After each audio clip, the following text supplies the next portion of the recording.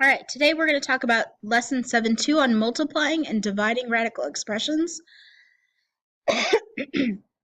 This particular lesson is going to be in 3 parts. The first one is just going to be on simplifying radical expressions, which is similar to what we did in 7.1. So let's get started.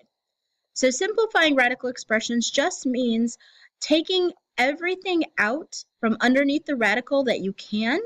So let's think about this square root of 50 x to the 5th. So the square root, remember there's a 2 here in the index. This really means the square root of 50 times the square root of x to the 5th. And maybe it's easier if we think of it in those 2 parts. So the square root of 50, if we want to think about things that we could take the square root of, well, 25 will go into 50. So let's think about square root of 50 as the square root of 25 times the square root of 2. And x to the 5th, how many times will 2 go into 5? Well, it will go in 2 times. So that would be x squared squared. And then we actually have an x left over because 2 times 2 is 4, but we were looking at 5. So this is also times another square root of x. So we can simplify each of these. Well, what's the square root of 25? It's 5. So we took care of that one. What's the square root of x squared squared? It's this x squared. So we can pull out an x squared. And then we're left with 2 things that we didn't raise to the second power underneath the radical. So this is really, we're just left with those 2 things. We can't make them any prettier than they are, so we're just left with the square root of 2x.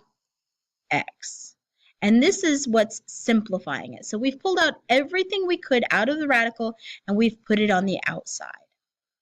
Let's take a look at the second example. This time we have the cube root of 54n to the 8th. Well, once again, let's split it up into 2 pieces. This is the cube root of 54 times the cube root of n to the 8th. So this is where that factor tree comes in handy. So let's split 54 up into whatever pieces we can. So we could do 2 times 27. That's 54. And 2 is already all the way down where it can be. So let's look at 27. That could be 3 times 9. 3 is a prime number, so now we can split up 9 into 3 times 3. And we are looking for sets of 3 because this is a cube root.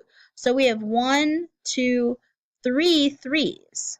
So the square root of 54, we could think of, or the cube root of 54, that is, sorry about that, the cube root of 3 cubed, I'm going to put that 3 in parentheses. That's for a reason. I know that's what I'm going to pull out. So that's 3 cubed times this 2 that was all by itself. This is equal to 54. And if you're not sure, you can multiply it all out and you can figure that out. All right, let's look at n to the 8th. Well, how many times will 3 go into 8? It will go in there 2 times. So that means it's n squared. There's the 2 times. And we raised it to the 3rd power. 2 times 3 is 6. How many are left over? 8 minus 6, well, that's n squared. So now everything that's in a parentheses we can take out. So we can bring out a 3. We can bring out an n squared. That took care of that. That took care of that. What are we left with? Underneath the radical, don't forget your radical, there's a 2 and an n squared.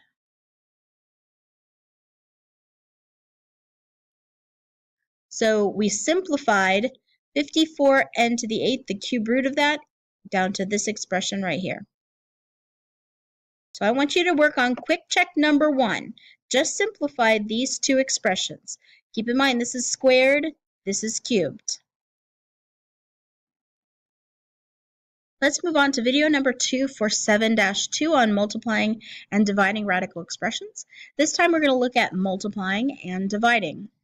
In order to be able to multiply two radical expressions, they need to have the same index. So this number for the radical needs to be the same. In this case, they're both 3's. So we can multiply what's underneath both of them. So that means that this expression becomes the cube root of 25x y to the 8th times 5x to the 4th y cubed. Those are all underneath the same radical because they have the same index. Now we can multiply them out and simplify. So this becomes the cube root of 25 times 5, which is 125. X times x to the 4th, remember we add the exponents when we multiply them. So x to the 1st times x to the 4th means that's x to the 5th. Y to the 8th times y cubed is y to the 11th, just 8 plus 3. And now we can simplify this, just like we did in the prior video. We can take out all of the parts. So let's see what we can find that are cubed. Well, 125 happens to be 5 cubed. So we can write 125 as 5 cubed. Well, how many times will 3 go into 5? Well, it'll go in once, so this is x to the 1st power raised to the 3rd. 1 times 3 is 3. We're left with 2 more x's, so x squared. And then y to the 11th, how many times will 3 go into 11? It will go in 3 times. So it's y cubed to the 3rd power. 3 times 3 is 9. We also have 2 y's left over. And now we can simplify. Remember, I put these parentheses here for a reason. That tells me that I'm going to bring out anything that's in parentheses. So I can bring out a 5. I can bring out an x. I can bring out a y cubed. Now it's just a matter of writing what's left over underneath the radical. That's gone. That's gone. Oh, we're left with an x squared. That one's gone, and we're left with y squared. So there is our final answer for multiplying these two radical expressions.